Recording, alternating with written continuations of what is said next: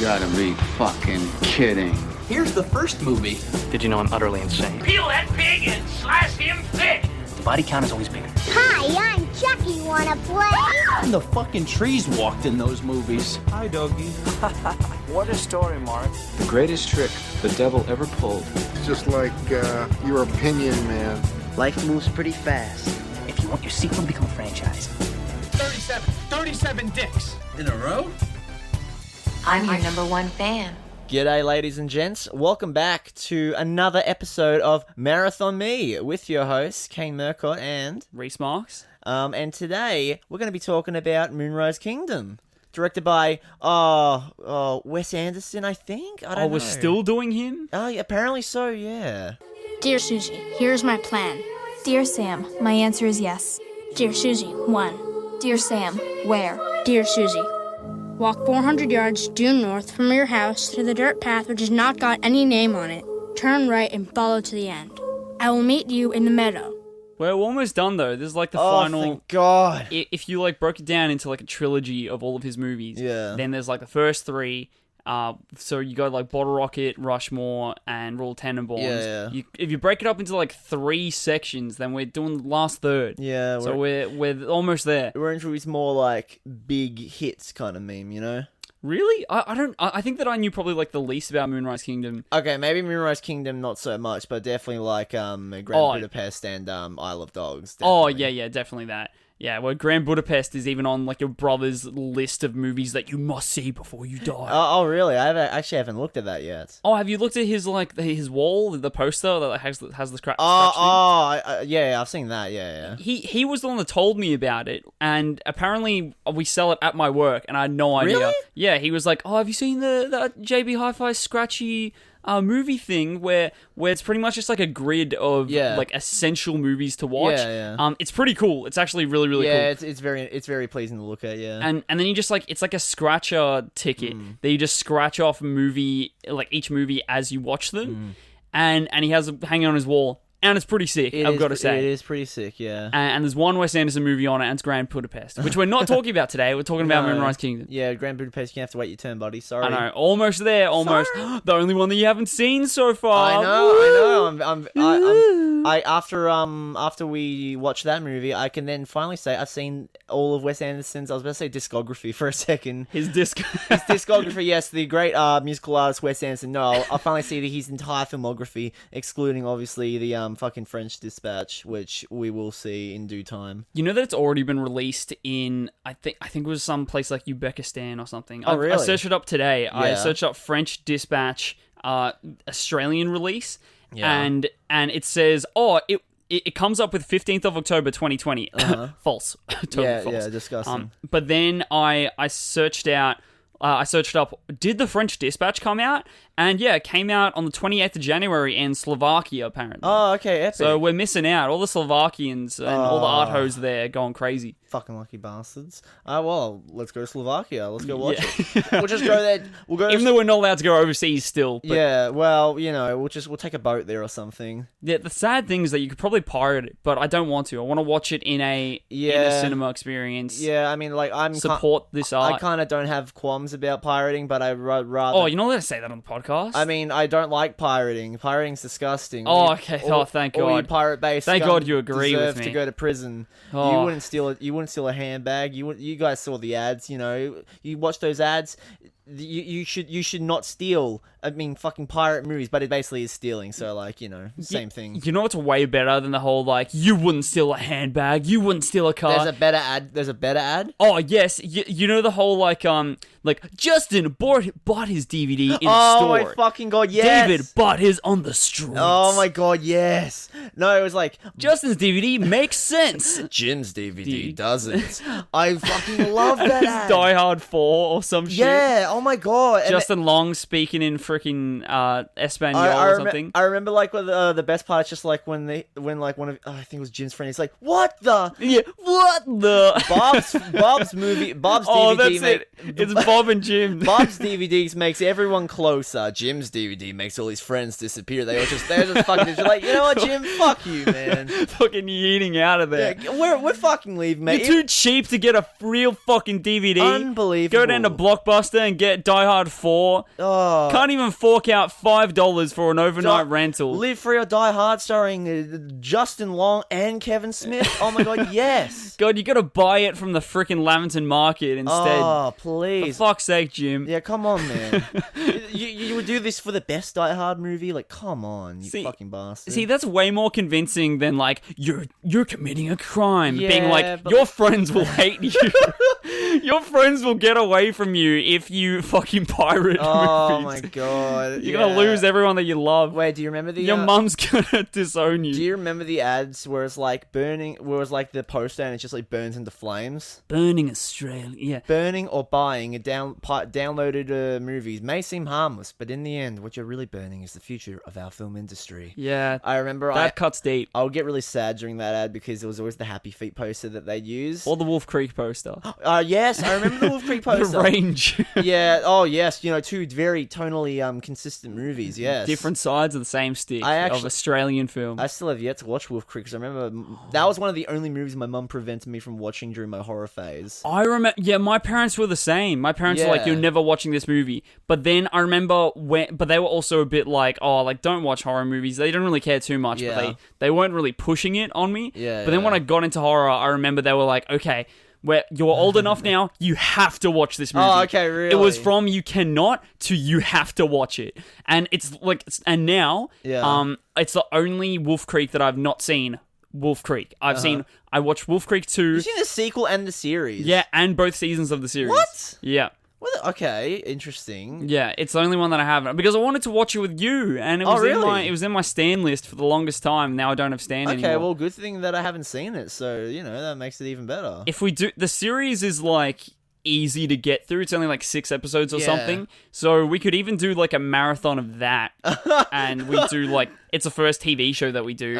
It's just like pretty much an extended movie. Yeah, miniseries, pretty much. Yeah. Yeah, basically. So we could do Wolf Creek 1, 2, and the series, and I think a third one is apparently coming out, or it's in the works. That'd be interesting to do, honestly. It would be kind of nice to watch the series, because I remember my grandfather, like, oh, fuck. Oh, no.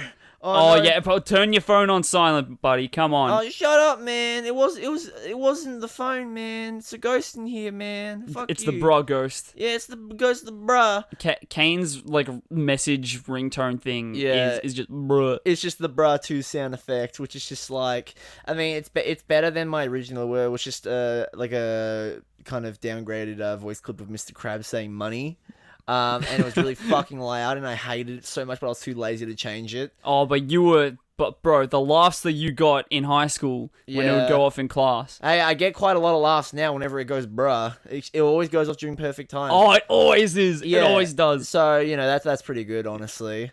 It's like, oh, my father passed away. Bruh. I was literally just about to talk... Speaking of passed away, I was literally just about to talk about my grandfather because fucking Wolf Creek series was one of the things that he was really into before he passed away. Oh, wow. And I was going to be like, oh, that'd be kind of nice to watch. And then literally before I even said anything, the phone was just like, bruh. So you did See, perfect timing. No, it wasn't perfect time. My phone was too early, man. Oh, fuck. It should have gone after I said my grandfather who passed away, and then go bruh. Oh, bruh. That would have been better.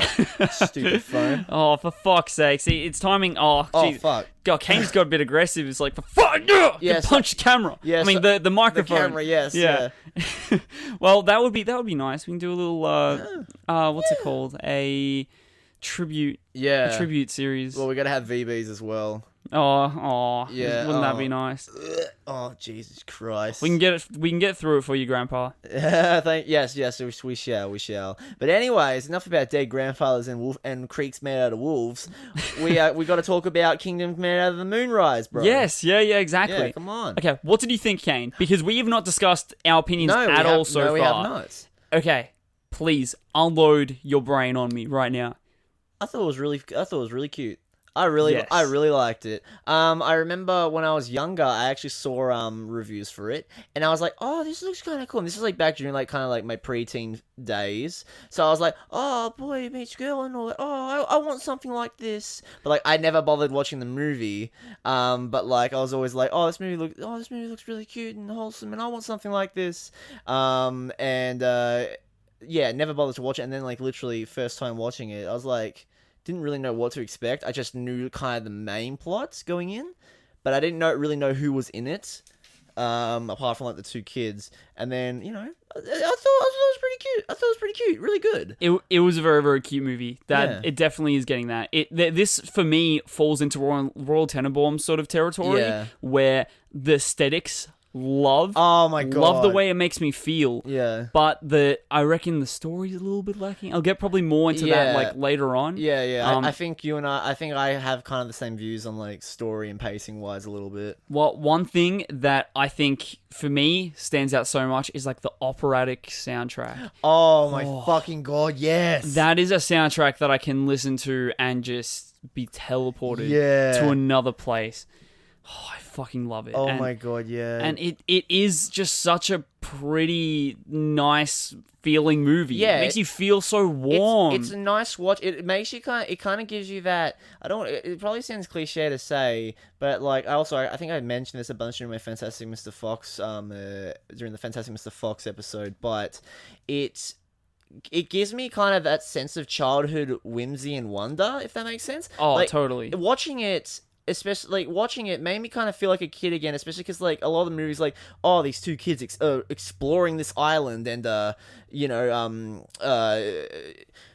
beating the odds and all that shit, and seeing the beauty in nature and in each other. And it was like it kind of brought me back to like those days as a kid, where you wander around the woods and all that. You're with a friend or a girl you like, and you get that like the awkwardness, the nervousness. That's one thing. That feeling in your stomach. That's I think one of the best things portrayed in this movie is that kind of like that preteen awkwardness and camaraderie between the two main characters. Like I think it was exceptionally well done, because like I could see myself in Sam, maybe not to some extent, because he was kind of socially retarded in some scenes. Oh, you can't say the R word. Socially silly in some scenes.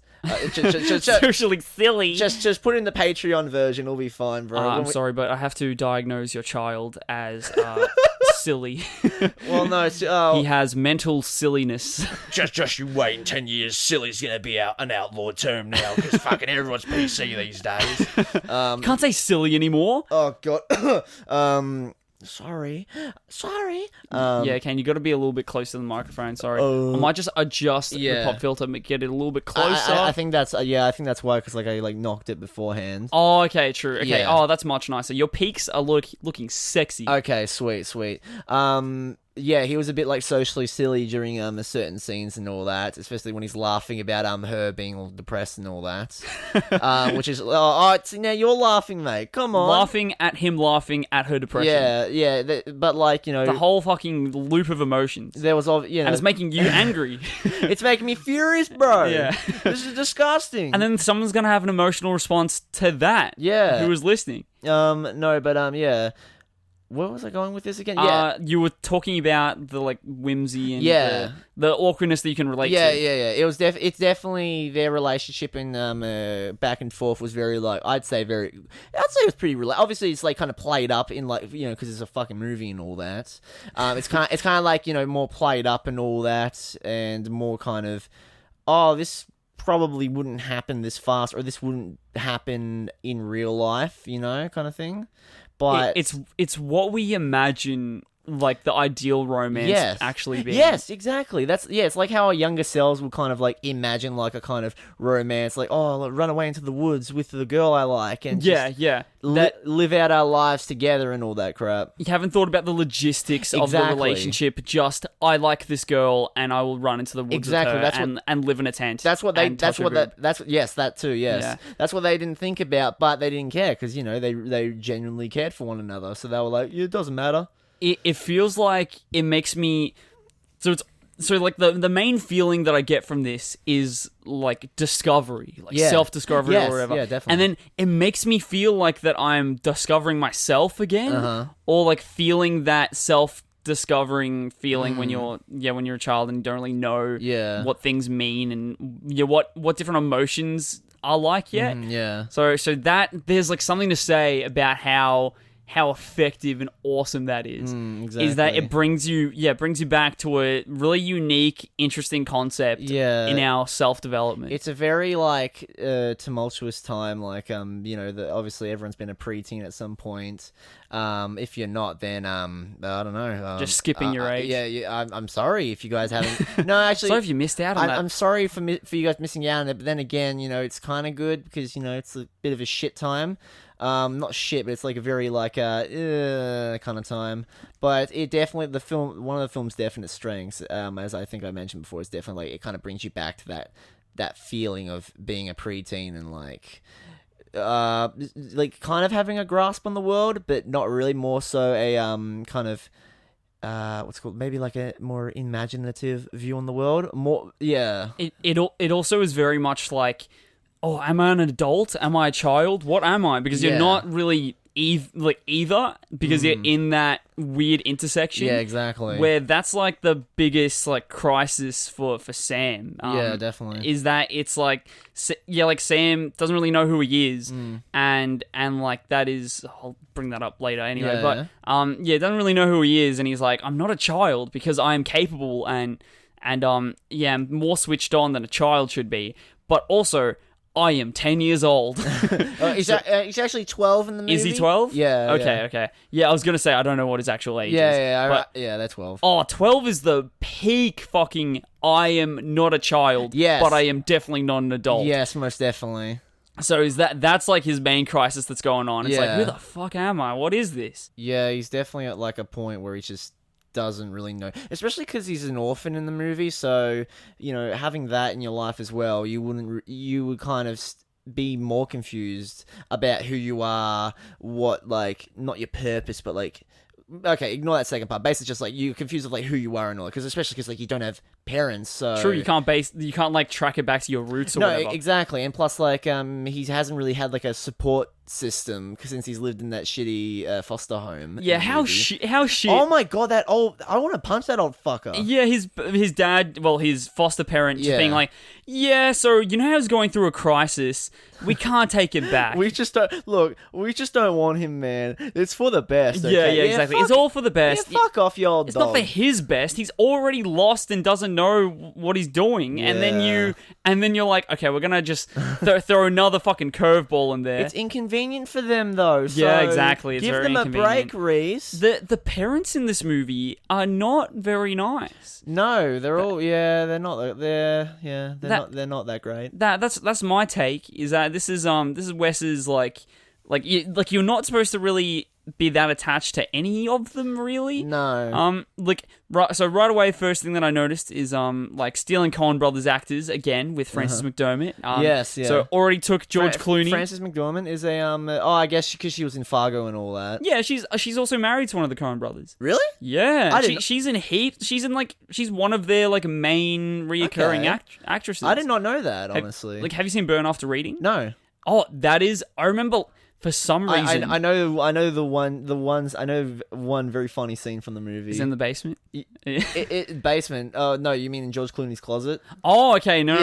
But there's a basement. Oh no, I don't know about that one. I would like. Oh, actually, I wouldn't mind doing a Coen Brothers one at some point. Oh, there's just so many. That's the only thing is that there's just so freaking many. Yeah, true though. True. We'll save that one, but yeah, maybe I'll just watch it in my own time. For some reason, like we lent Burn After Reading from Blockbuster when I was like 11 or something. Yeah. And I watched it with my parents.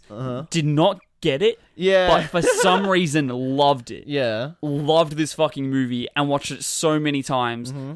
There's like a basement scene with like a dildo. Oh, okay. Like exercise bike sort of thing. Oh, okay. So I was supposed to close my eyes during that scene. I kind of wish you didn't tell me that now, just in case, like, so I could have it surprise me when I watched it. Oh, well, hopefully, I don't think you'll still think of it. It's still going to be the Brad Pitt scene. That would be way better of a surprise. Oh, no, definitely would be. Yeah. So for some reason, loved it as a kid and watched it way too many times. Yeah. I still have not watched it in like my adult like conscious about what things mean, sort of life. That's definitely something to get on, I guess. Yeah, and I know too that I don't think it's a highly praised Coen Brothers movie either. Yeah, I think it's more so one of their more kind of overlooked films. Yeah. From what I've heard, it's no Lady Killers. So Yeah. I want to watch the Lady Killers so fucking bad. It looks so bad, but oh my god, I want to watch it. You know, it just shows that they've got range. Yeah, it's like, you know, they can make a good movie or a bad movie. They're not just a one-trick pony. Have they made anything post Hail Caesar? Wasn't Ballad by Buster Scruggs by them? Yes, and that is so good. That is a good fucking movie. I remember, like, at one point I was like, I really want to watch this movie. I'm going to set aside a couple hours and watch it. Never did. It's too lazy. Oh, well, it is just fun all the way through. I've heard a lot of praise. Plus, also, it's westerns, and I've been getting really into westerns thanks to Red Dead 2. So nice. Would very much, and also, you know, I need something to cure my depression after Red Dead 2. So I would that would definitely help. Then, Kane, I should take you to the local pub near where my girlfriend lives, because they have a western themed pub. Really? Yep. The freaking playground is in a teepee. And they have a playground at a pub? Yeah, you know how Skyways has a playground? No. Yeah, Skyways? The Skyways near your place? Yeah. I didn't know there was a fucking playground there. Yep, a lot of pubs have a playground because they got their bistro area that, you know, when you have a couple of beers and pokies and you just send the kids off to the playground. And it's like that, like, McDonald's playground sort of thing. I definitely know that. Those inside I definitely know that there are pubs with playgrounds because I have been to a few in my heyday when I was like a little boy. Not, you know, slamming down Diet Cokes and all that. Oh, fuck yeah. But I do remember going nuts in the pub playground. I do remember going to several playgrounds and all that, and like, yeah. Really? What are you saying? Skyways? Shut up, bro! Yeah. I had a couple drinks. I slammed a couple Diet Cokes before I got here, bro. Yeah. Oh, sorry, everyone.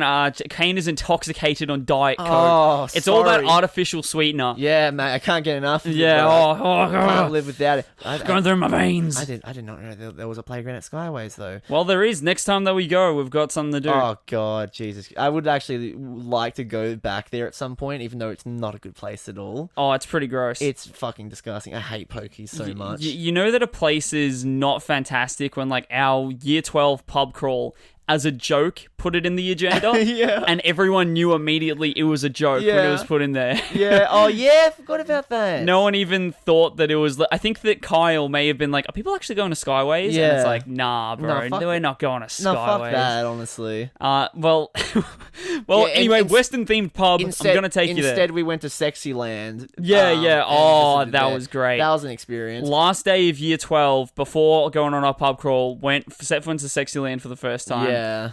Very interesting place. We had a gentleman friend of ours who was he's an interesting character. Not going to name names. A bit of an enigma, and he wasn't 100% invited to the pre-drinks at Kyle's house. He wasn't fucking invited at all. He just figured he'd tag along, and everyone was kind of too nice to tell him to fuck off. Kyle was like, "Did you invite him?" And it's like, "No, yeah, no, we didn't invite him. He just kind of just came." Yeah, and so he was with us, and he brought us into Sexyland, and he knew his way around the place. Yeah. This was not his first expedition into Sexyland. Yeah, this wasn't his first rodeo, so it seems. So we had an expert taking us around, showing us the sections. Exactly, yeah. So I was a bit concerned, but you know what? It is what it is. Look, I can't judge. Oh, no judgment. No judgment, but it's just like, dude. It was more just unexpected. Oh, most definitely, yeah. That was it. That's the only reason they were pointing it out, not because of like this fucking sex addict. We're not king shaming him. We're not calling him like a Glenn Quagmire or anything.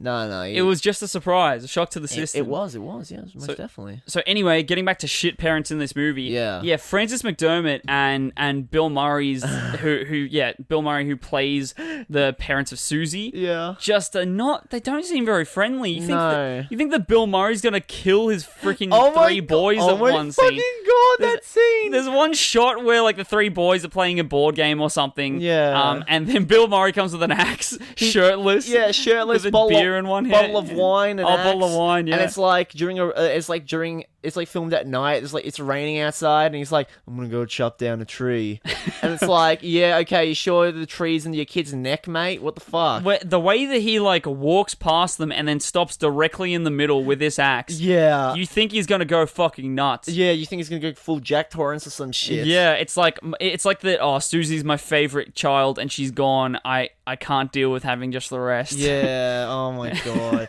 that would have been an interesting turn if he just went. It would have been psycho. Like we always expect these random deaths in these Wes Anderson movies. What does that have to say about us, man? And then when we don't expect a death, it just gets thrown in there. Yeah. Maybe it's just because we kind of grew up on horror movies. Maybe our mind is just so fucked and skewed because of that. Who knows? We think because he's an artist that he's just going to make these really high risk, high reward sort of decisions where it's like it's going to either just destroy the movie or take it in a totally different direction that you would have never had any idea about. Yeah, and then like be critically applauded. It's like, whoa, this is so brave. This is so bold. My god. Yeah, exactly. Yeah, like Parasite type levels of just twisting it on its head and being like, holy shit, everything's just gone. You know, I actually forgot that Parasite won Best Picture last year. Oh, and everything else that it won. Everything else, yeah, sure. But like, for some reason I forgot because I was thinking of Best Picture winners recently because I'm like, oh, when are the Oscars coming out this year? I know. I've been looking. I've searched like once a week for the past 3 weeks. Apparently, the nominations are going to be announced in like mid-March, and then the actual broadcast is going to be in April. Oh my god. It was a lot earlier last year, right? No, it was, but it's like pushed back because of COVID and all that. Oh, okay, it makes sense. Yeah, I just want to make sure because like I want to make sure that I set a night aside because like my brother and I have been watching the Oscars ever since the Moonlight La La Land incident. You're like, I cannot miss one of these again. Oh no, I have a lot of fun watching them just because Nick and I would just like take the piss out of like the show and all that. I just find it really fun because we both love movies and it's just a nice way of like us bonding and hanging out. I always find it really, really nice Oscar nights. Like, watching it with the fam. Yeah, it's a lot of fun. And honestly, I like their performances too. A lot of people shit on him. Even if that Eminem is just going fucking nuts and singing a song from like a 15 to 20-year-old movie. It's still interesting. I still cannot get. I actually had to leave the room because I was just like embarrassed for some reason. I just was like, oh my god, why the fuck? They couldn't have gone to do Venom or some shit. Like, come on. That would have been so much funnier. Like, I was making jokes about Eminem doing like Venom and all that. Being like, oh yeah, mate, Eminem being like, yo, this song's really good. I'll let you finish. But Venom is one of the greatest it's one of the greatest songs of all time. So you want to like that kind of shit? Oh my fucking god! Just expose Taylor Swift on there, even though she's nowhere near.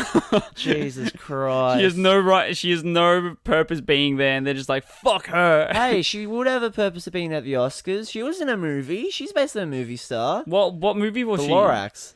Oh, but they're not going to be like, and from a 2016 children's movie. Well, I mean, they got fucking him performing a song from 2002, so it's like not really that much of a stretch. True, and now we have someone from your favorite 2016 animated movie, Taylor Swift, who doesn't even sing a song in the movie, might I add, which I found pretty humorous.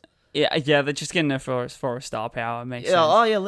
Literally, yeah. Well, we should keep on talking about this because I've said 1 dot point in my extensive. The Lorax will come later, but yes, the Lorax is in all due time. Yeah, you were going on about Bill Murray and Frances McDormand. Yes, speaking of other the characters in this movie just going out for blood, is when they went to go find Sam and all the scouts get their weapons sorted. Yeah. What are they going to do when they find him if they have all these freaking... Like, they had spears and axes and shit? Well, I mean... They're going to kill him? Well, I mean, you saw the scene where... You saw the standoff scene where, like, the dog died... before the dog dies. Another unexpected death in this movie? Where they, they all had their weapons all bared and all that, and then Sam's like, do not cross this line, and then the little ginger kid is like... we're going to bring you in, but the Scoutmaster said not to hurt you, but... Scoutmaster ain't here. Or some crap like that. I remember how the line was because I think like there was the interference during that scene. Edward Norton would have been like, we need to find him.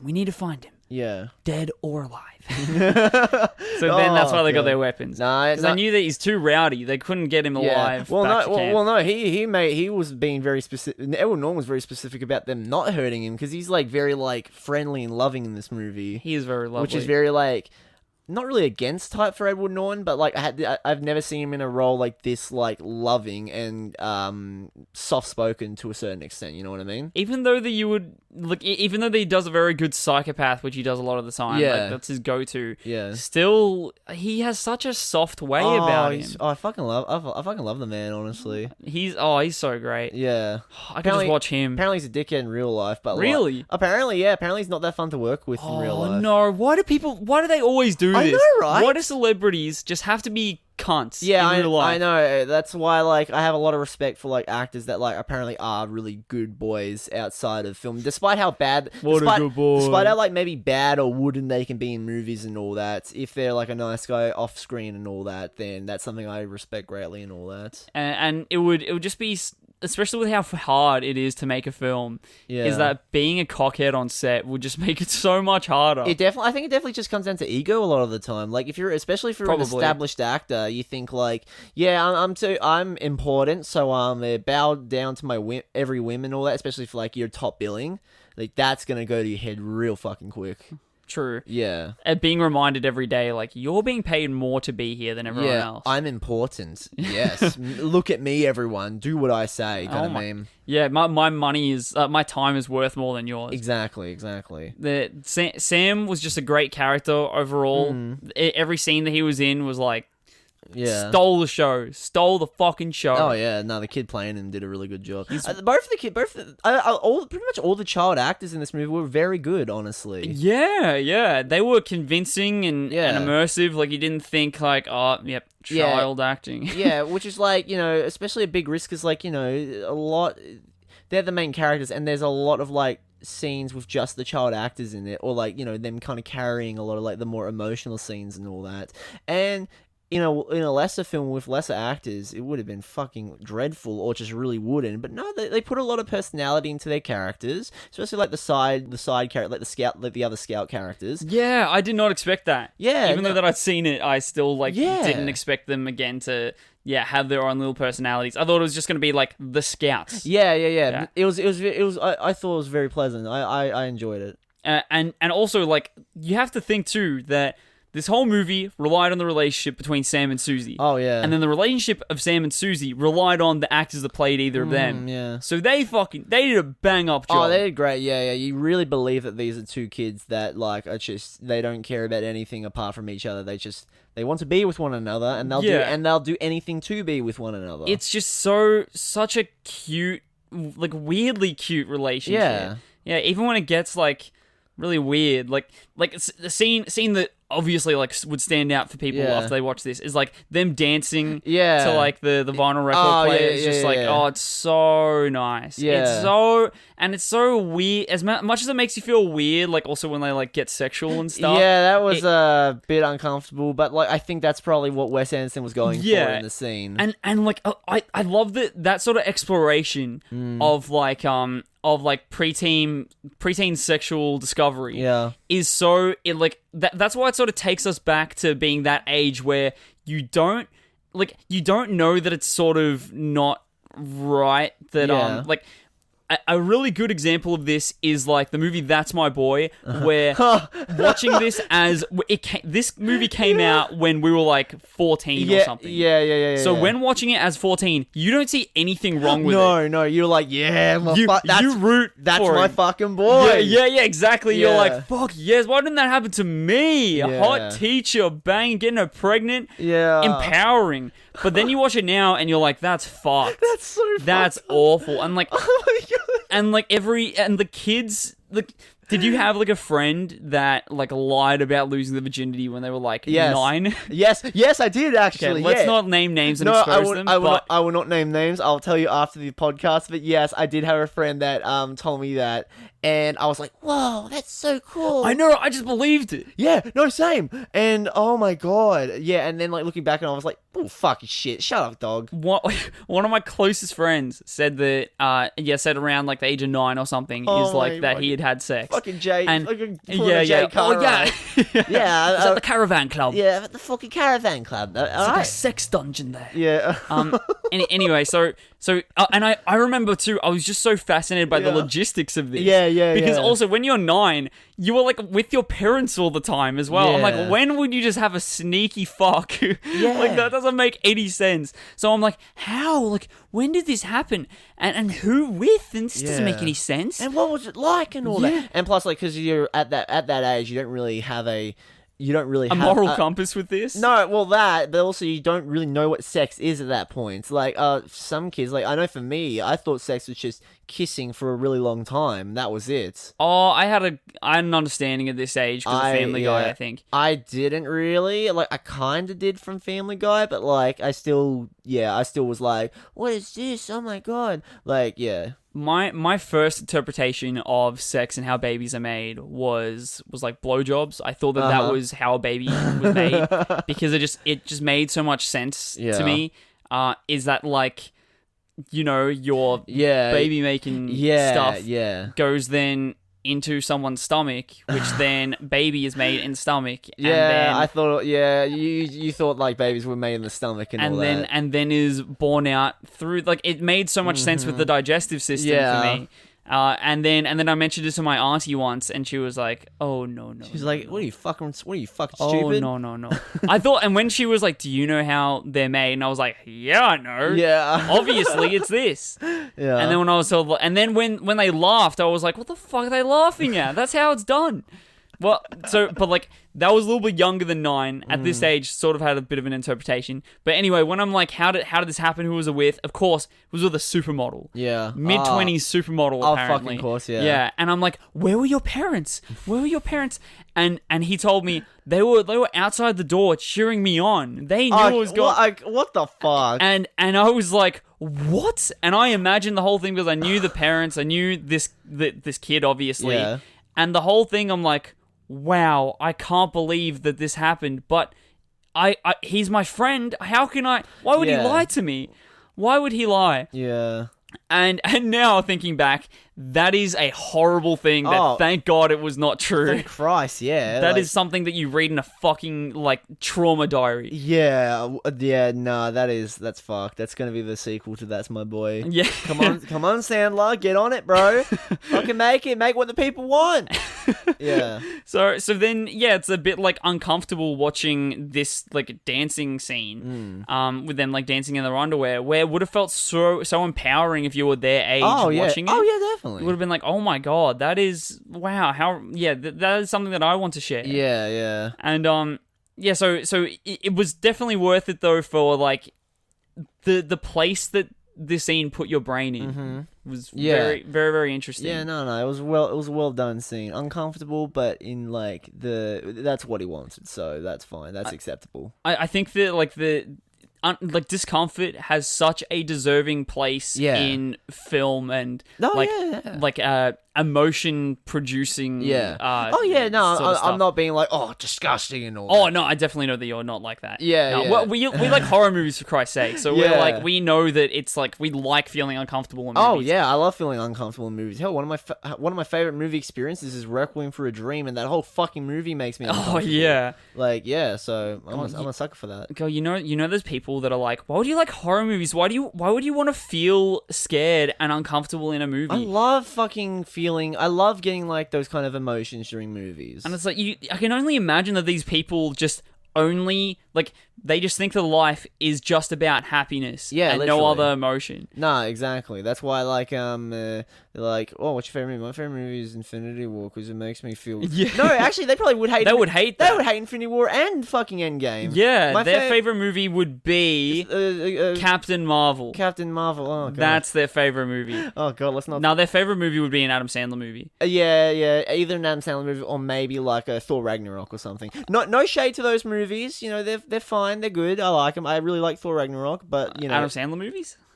Some of them, yeah. Yeah, they're fun watches. You know what I thought with like how we. I know that deep down inside you would love to do a Happy Madison. Fuck yeah, I would. But there's just so many. Yeah. So maybe we could do like the Happy Madison Netflix movies. No, I don't want to do that. Oh. I don't want. You right away shut it down. No, I don't. Crane, cut.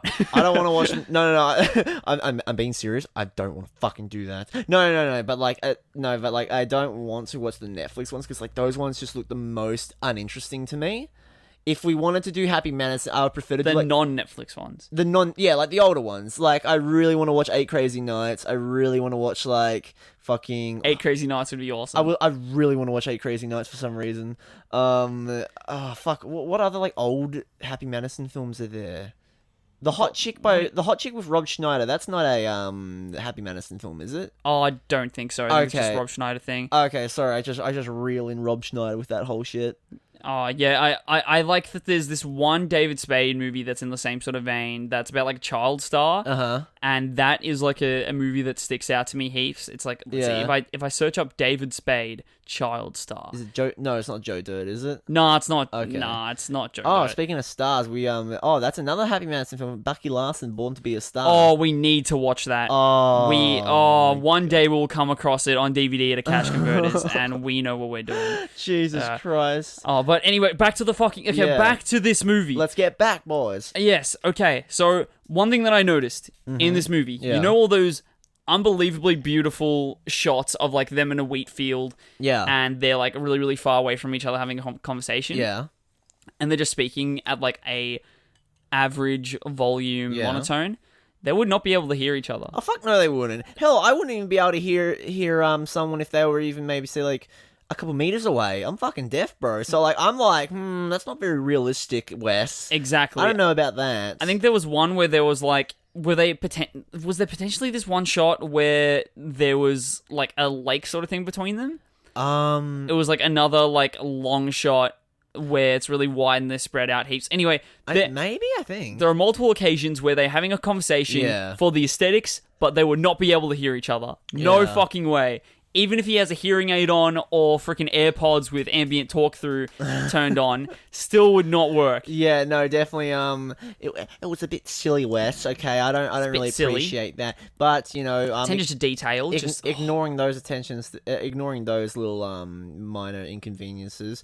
Definitely, this is one of his most like well shot movies, I will say. Not my favorite cinematography wise, but it is a very beautiful movie to look at because it's all, you know, a lot of the movie takes place in the forest at the fucking, you know, the titular Moonrise Kingdom, which is like the little lake area, and it's a beautiful looking movie. It's a beautiful movie to look at. I like because like I love like, you know, especially when I was younger, I loved going on, like, nature walks and all that, and it kind of, like, reminded me of, like, those days and all that, you know? Like, I totally agree that this is one of my favorite Wes Anderson movies for aesthetics. Like, my phone background is Susie with her binoculars. Yeah. And it's just such a, but because the story's lacking, that's why it's not in, like, my favorites of it. Yeah, no. Near the end is where I want to say all my gripes about it. Okay. But I totally agree that it is stunning. It is just so, like, you could watch this with, like, muted and just still have a good experience with it. Oh, most definitely, Also, this is the only movie that I've seen where Bill Murray assaults Edward Norton with a shoe,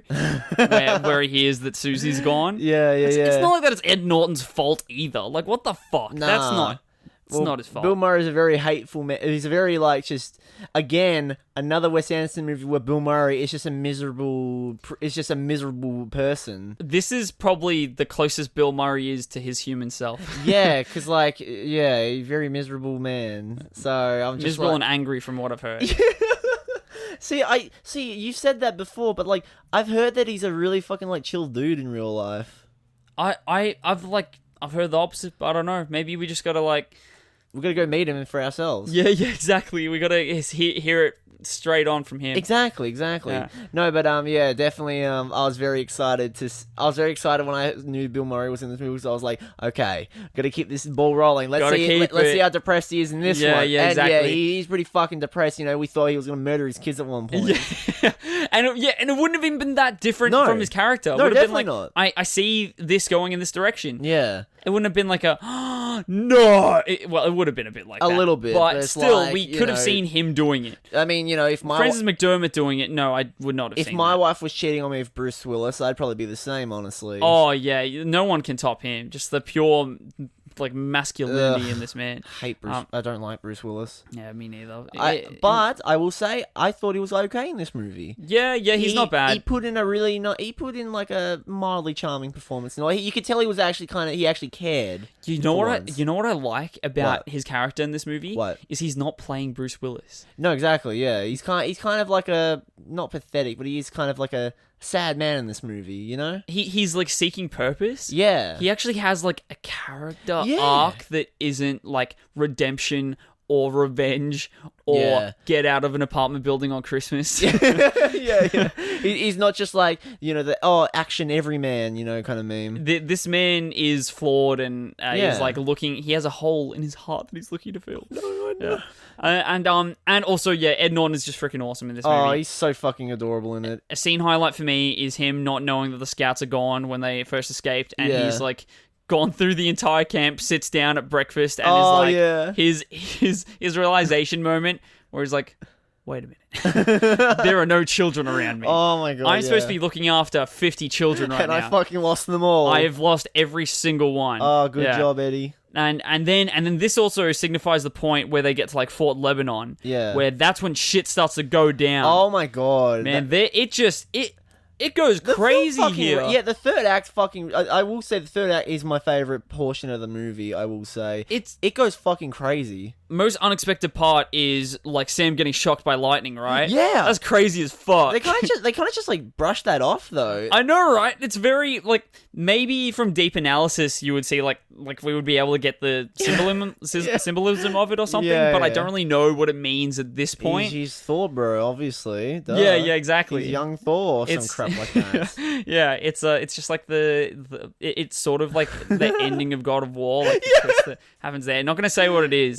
But if for people that know, you know. You know, if you know, you know. He's just Atreus. Oh god. And I swear that I saw a squirt of blood. Yeah. Like when he got struck. See, I didn't see that, but you did comment on that during the movie. And like it looked like a really like cheap, bad squirt of blood as well. Mate, they ran out of money because they needed to for all the lightning and the flooding as well. Yeah.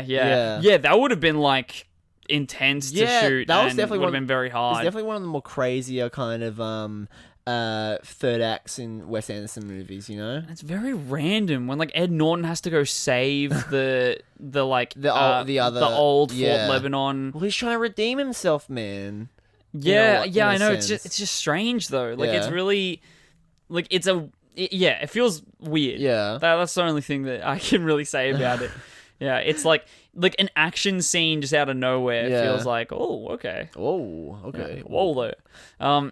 And also something that's really cool is Jason Schwartzman in this. The king is back. Yes, he is. I was actually wondering throughout the movie. I was like, when the fuck's Jason Schwartzman coming in? I was like, I want to see the man. He's got the best costume out of all of them. He looks, for some reason during the film, I thought he looked like Sam Rockwell. Sam Rockwell? With the sunglasses. I don't know why. Every time I looked at him, he reminded me of like Sam Rockwell from fucking like. Oh, okay. For some reason, I could be just talking out my ass, but like I don't know why. I just like got that vibe from him. I'm just like, kind of looks like him. I can't see it. We've done this dance way too many fucking times. Yeah, I know. I was like, this little disco. He looks like this little guy, and then you're like, no, Kane, you're wrong. I don't think so. Yeah, you stupid moron. You're fucking wrong. Your eyes are just fucked. Yeah, well, they are, but fuck you, Rhys. And he also marries children in this. Well, he doesn't. He weds. He weds the children. He acts as a minister. He basically marries Susie and I was going to say Elias. Susie and Sam. I don't know why the fuck I thought Elias, but he marries Susie and he has Susie and fucking Sam married. Yeah. Yes, exactly. He does do that indeed. Yeah, so anyone that can do that for these kids, all right in my books. God bless him. God bless him. Honestly, exactly. Very, very lovely. Yeah. So I can probably get now into my gripes with the movie. Let's hear them. Is there anything else that you would like to say positive beforehand? No, it sucked. No, I don't know. I just wanted to say again, I love the third act. I thought it was really exciting and all that, and it also kind of gave me. I've said this before, but like it gave me kind of like, you know when you're a kid and you're watching like kids do like exciting shit, like being chased or braving a storm or whatever, and you get that like giddy feeling where you're like, oh my god, this is so cool. Oh my god, I want to do this. This is the simile that I can think of. Is it's like at primary school when a thunderstorm would happen. Yes, yeah. And it's like everything just seems like it's turned up to 11 for some reason. Yeah. And there's people like, do you remember when like people would scream? Yes. And there would be like, it would be so heightened and exciting. Fucking oath, yeah. And you would like, and then some kid would just say, oh my god, there's a tornado, even though there's not. Yeah. And then you would think, fuck, there's a tornado. Yeah, shit. I've had way We're gonna have to fight for our lives. I've had way too many of those moments. I remember, like, when I was in primary school, I think one time I had it was like mum was we were like staying late after school, and it was fucking thunderstorming down. Like, the basketball court was flooded, like, the gutters near the basketball court were flooded. I was like running around looking for mum and my brothers, and like at one point I fell down in the gutter, and like water was all over me, but I was like, oh my god. I was like really just like full of adrenaline for no reason. Yeah. And I was like, oh my god, yes, it's so cool. School is so exciting. Yeah, exactly. Yeah. So yeah, that's basically all I really wanted to say. Go into your criticisms, good sir. So okay. So for first aesthetic criticism, yeah, is the rooftop scene was so dark. Yeah, you can barely see what's happening. Yes, lighting wise, it was. I think partly it could come down to because we had the I criticized the movie and you're like, no, but I think partly because I definitely agree with you that it was really fucking dark, but partly I think maybe the lighting in the living room kind of ruined it because he had the sun coming through. I disagree because I thought that it was too like this scene. I remember first time that from watching it and was like way too dark. You can barely see what's going on, and I thought, oh, maybe. Like I remembered it even to when we were watching it from last time. Yeah. And I'm like, oh, maybe this time it's going to be different. And also, I watched it at night, so it was a totally dark room. Yeah, first time watching it. Okay. But then this time, same exact thing, and that's why I mention it as a gripe. Okay. Is that I understand that Wes Anderson goes for very, very extreme colors, outlandish lighting and color setups, and very juxtapositional to the rest of the movie. Maybe dark lighting's just not his forte. And it just. It because you can't see what's going on is the major gripe with it. Especially too that when you can't I seriously think that you cannot see what's happening, so then the intensity of it goes away. Because you're like, I don't know what's going on 100%. I get that. It didn't ruin this. Like I definitely agree that the lighting wise it was kind of shitty. It didn't ruin or like it did. It took like the intensity down a peg a little bit for me. I don't think as much for you, but yeah, I definitely see that. I definitely understand the criticism and all that. I think also it's like such a waste because the set design it would have been so cool if you could see it, and like I didn't get a sense for how high they were as well on the tower because you couldn't really see that much. When there's that like POV shot of it's either Sam or Susie looking down, and you can see how high they are. I can't see how high they are, and like I was wearing my glasses and everything. Yeah, I just could not see that depth because it's like, what am I looking at? and so then I didn't really think they were in that much danger, really, and yeah, just didn't really get that danger feeling. Even though they were like, when you think about it, so already it's a tall church, like a two-story tall church, where usually the stories are really high, like cathedral sort of thing. Yeah. And then there's this even higher thing that they climbed up. Yeah, so they were extremely high. Did you really feel that they were that high though? No comment. No. Bullshit. You are you. Come on, have some confidence, Kane. Tell it like it really is. Got no idea the fucking depth. I don't know. No, but it definitely I don't know. They definitely maybe could have done a better job at showing how, because like especially because like they were kids and all that, like showing just how high and scary and spooky this shit is and all that, being that high, you know? Yeah, I think so too.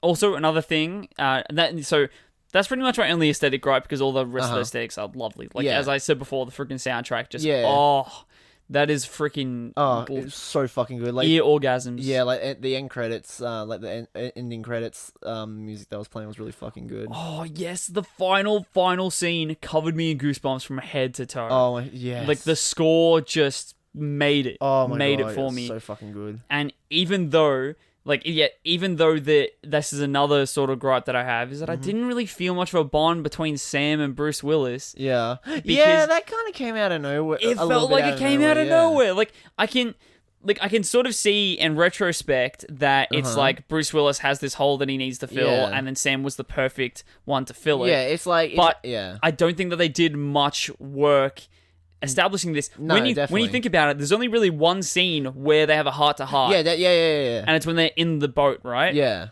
That's it. That's the only time when they're really interacting heart-to-heart, which I feel the same way with, like, as much as I love Ed Norton, I felt more of a chemistry between them. Yeah. But they only had, like both Ed Norton and Bruce Willis had one scene each having an intimate moment with Sam. No, yeah. Where I think that he should have had way more, especially when that's sort of the satisfying thing that we need, is that because he's this man that's, like, Sam is this child that's lacking this, like, human connection. Yeah.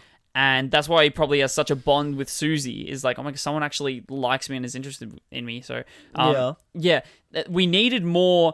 wow, an adult cares about me and wants me there. Yeah. Where they didn't really, I think, establish it too much and then just executed upon it. That's like, see, Bruce Willis wants you and needs you. It's just, and it just happened. It definitely kind of, like, throughout the movie, I was actually kind of thinking that Edward Norton was going to be the one to like take him in, because, like, because he was so, like, adamant on getting him back. Maybe it was just, mainly just because, like, to save his reputation, but also because, like, he at least I could tell he generally seemed concerned about Sam's safety. Yeah. And I don't know. And it, like, during the heart-to-heart that they had, I thought was pretty nice. Yeah. Nicer than Bruce Willis's heart-to-heart with the him. Bruce Willis. So when he's, like, with Bruce Willis at the end, it's like, okay, why? This kind of came out of nowhere. Like, yeah, they definitely needed to build upon that a lot more. Totally. I totally agree. It's like, I felt like maybe there were, like, scenes cut or something. Maybe. But then nothing on the DVD. There's no DVD. There's no behind no deleted scenes. There's no deleted scenes. There's only one fucking 3-minute video with Bill Murray just drinking. Yeah, that's basically it. Having a beer with Bill Murray should have been what it was called. I would love to have a beer with Bill Murray, actually. Yeah, the special features of this was only something labeled "set tour with Bill Murray." Not even a fucking set tour. He does not give you a tour of the set. Bill Murray was promised, and he is present, but he more just talks about people in the movie, and is like I feel like he is very like, what's it called, elitist with like actors. And is just, like, talking about all the acting talent. Yeah. And that's pretty much all he's doing, is that he's getting a bit tipsy and talking about the acting talent in this movie. He doesn't give us a tour of the set, really. He says, I think that he shows us, like, 1 or 2 sets and is like, this is where one scene happened. Yeah, and then it's just like, okay, we're done. Like, he explains the axe scene. He's like, oh, yes, yeah. And in this scene, I go through with an axe in my hand. That's it. Yeah. Not really a tour going on. But anyway... what was I saying? Criticisms. It was unexecuted. No, not unexecuted, but unestablished sort of relationships going on. No, yeah, and definitely. I felt the exact same with, like, this is just a loose thread. Susie's mum's affair with Bruce Willis. Yeah. Where did that go? How is this relevant? Like, was it? Actually, now when I'm saying it out loud, maybe is it like the straw that broke the camel's back with Susie leaving? Maybe I don't know. I thought the kind of the straw that broke the camel's back was her finding that book, which was How to Deal with a Troubled Child. Oh, true. I think that was the straw that broke the camel's back. I think she knew. I definitely think she was aware, but I don't think that was the big breaking point for her. What was the relevance? Yeah, that's a good question, actually. Now thinking about it, because, like, it didn't really leave much of an impact on me, and that's probably, like, you could have just really, maybe relevance-wise was to show that Bruce Willis was trying to, the affair with Frances McDormand was a way to maybe fill in a void in his heart that he had, but I was thinking that maybe I don't know. But like it also one thing that it didn't really I think flesh out it pretty much Wes just made it a fact that this is happening. Yeah. But then there was like very little conversation about it. Yeah. There was you didn't see the emotions or how Frances McDermott or Bruce Willis felt about it. There was no remorse from either really. And we were just told that this is happening. Yeah, it was. It was definitely kind of a bit clumsily executed. Not even a mid shot. I think it was mainly just long shots of them in the background, like getting together, and it was like oded to. I think there's one mid shot where it's just them being like, "Do you think he's onto us?" Of course he's onto us. Kind of when yeah. When they're like searching for the kids, but that's not even really about. Like them just spending quality time together. It's more so them being like, oh god, he's on to us. Kind of yeah. It's like, so do you think that this person is aware of the fact that we are having an affair? Yeah. And then, yes, that is it. That's all the development that little subplot gets. Beautiful love right there. Yeah, I don't really understand why. they're definitely, I don't know, either they could have developed that more, or, cut it out and just maybe dedicate that screen time to to maybe building more of a relationship with Bruce Willis and Sam. Yes, yeah. Cut it out and put a little bit more, sprinkle a little bit more Sam and Ed Norton or Sam and Bruce Willis action. Yeah, exactly. That would have worked a whole lot better, I reckon. Well, one thing that also seemed a little bit underutilized was like the documentarian who was sort of like Bizarro Steve Zissou. Yeah. Because he had instead of a red cap with a blue shirt. Yeah, I forgot about that. It was opposite. Yeah. He had a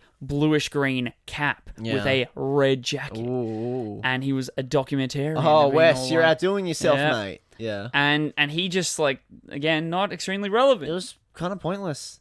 Just all it really was just to build exposition for the storm and like the island. That's all exactly. it was. It was just an exposition dump. It was to add character to the island. Yeah, which is like, I mean, it's not like we haven't had kind of exposition dumps from like Wes Anderson films before. Hell, fucking Real Tenenbaums, the first like 15 minutes is like exposition for the family, but like that was, I'd say better done. Like it was done better in that movie. Yeah. It was more kind of interesting and all that. Meanwhile, this one is like, it's just like, it's just a dude just explaining. There's a couple snappy shots in it and snappy editing, but it's like, whatever. Yeah, I'm a bit like, this isn't. I'm not getting attached to this. No, definitely same. But ultimately, it was a happy ending, but one just full of unexpected random shit of Sam being adopted.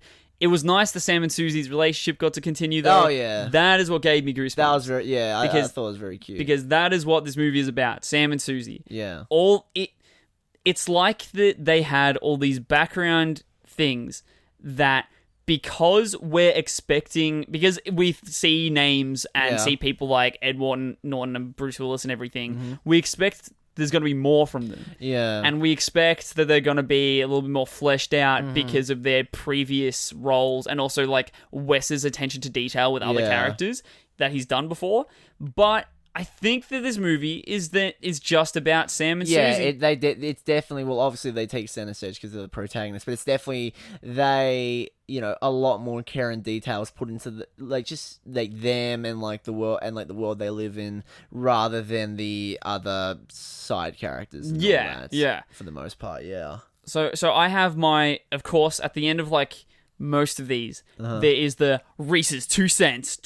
Oh god. Which is my like take on the story and what is trying to be said and everything. So this is my take. So the story, the main theme that Wes is trying to get across is Sam is having an identity crisis. This is what happens when people feel too old for their actual age and aren't really at terms yet with what they are.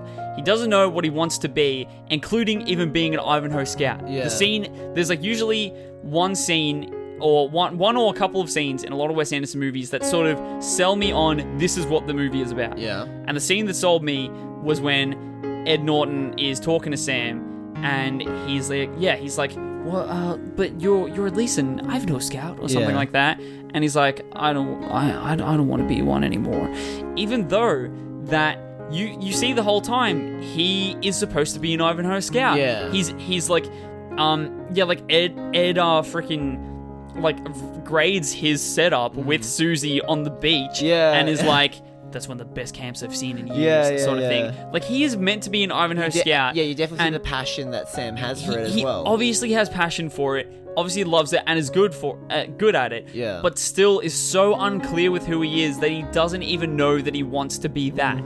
So and then he sort of finds, and this one, like, discovering this love with Susie is the only thing that he's sure about. Yeah. So then that's the only thing that he sort of wants to take with him, or sort of, like, even though that he is taking everything else with him, like his skills and passion for scouting, that's the only thing that he's admitting to taking with him. Everything else, it's the one thing that he wants, kind of thing. It's the only thing that he can tell himself that he wants. Yeah, that exactly. he can admit to himself is something that he thinks that he should have, where everything else is just a side thing. Yeah. But then with all the other random stuff and my criticisms of the story and everything, I think that the premise of this film is that this island has a constant feeling of summer camp nostalgia, and that it's just for the aesthetics and the whimsy and romance of first love. Like, that is what this movie, that's the purpose of it. Almost definitely. Like, the story is sort of taking second place. Second fiddle, yeah. Because the whole purpose is to make this feeling and make you feel like you're at summer camp and make you feel like you've fallen in love with for the first time again. That is that's I think the purpose of this, and that's why the story's a bit like, what? It's not. It didn't, because it wasn't the focus of what it was trying to happen, and that's something that I think that I would give like a lot more criticism to if I was watching this like 2 years ago or whatever. But it was something that like my philosophy teacher said.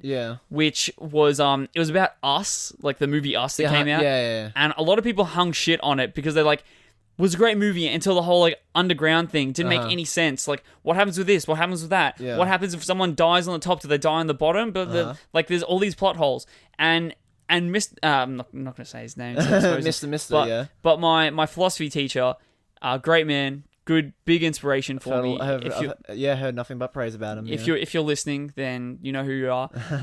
He said that, in defense of the film, shared that it's a movie. It doesn't need to make sense because it's because it's about everyone has a clone. Like, like it's really weird to think that people are believing that, oh, okay, this family has like clones of themselves that want to kill them. That's believable. But then when you get into the inner underground stuff, that's too far. That's definitely a thing that's like annoyed me, especially because when I was younger, I used to watch a lot of like cartoon criticisms, like people reviewing like bad cartoon episodes, and like they'd always go into be like, oh, this isn't realistic and all that, or this doesn't make any sense, this is stupid, this is ludicrous. Like I don't know, for example, Family Guy, they complain about some crap like that, and it's like, the baby can talk, the dog can talk. Why are you going to be like this? Or like they watch SpongeBob and they'd be like, why is the fire underwater? It doesn't make sense. And it's just like, there's mutated sea creatures that can talk, dude. A crab fucking made a whale somehow. Exactly. A crab had sex with some other sea creature to make a whale. That is definitely like that is definitely like a thing that like is that. Your philosophy teacher does make a lot of sense though when it comes to that like argument. He was trying to pretty much like his main gist of what he was trying to say is that isn't really what matters. It's more sort of what you take from it and what is trying to be said. And he loves all like subtext and like the deeper meaning in films and stuff like that, and like what Us has to say about like capitalism and social structures. He's a philosophy teacher, so you know he's got to get deep. And he was saying that is far more important than like, oh well, how do the people underground get vitamin B from if they're just eating rabbits all the time? Like stuff like that. So something like with this movie, the story sort of not, I think, being developed enough does not matter as much because of the effect that it is giving on. And the way that it made me feel in this final scene, where I just like goosebumps head to toe. You know how I was like talking during the emotional scene for you in Life Aquatic, when like with the tiger shark. I feel so bad about that because I would have been so upset if you started talking during this scene. Yeah. Because I just felt myself completely immersed and just Yeah. like, wow, this is what is so good about movies. It was a really fucking good scene though. And that is all that I have to say about Moonrise Kingdom. I definitely, maybe not to your effect, because I think you definitely took a lot more from that final kind of scene than me. But I definitely reckon I still felt like a nice feeling from it, nice chill goosebumps kind of feeling. I think that I'm going to update my. But before you got here, I did like a little draft of my ranking so that we could like get that done as soon as possible. Yeah. I think even just from talking about this movie more. Yeah. I think I'm going to change some stuff up. It really, if I were to make a ranking, if we just were watching the movies and had no podcast or discussion or anything about it, I think I would have a different list. Then then after doing these podcasts, discussing it, and then writing it, which is great. Yeah, no, that's fucking great. Honestly, I love it. I'm fucking hyped. Woo! Hyped, man. Woo! And now let's finish this podcast and watch Grand Budapest Hotel. Yes, sir. Let's fucking do it. Goodbye, lovely people. Have a gorgeous week, and we'll catch you next time on the Grand Budapest Hotel. See ya.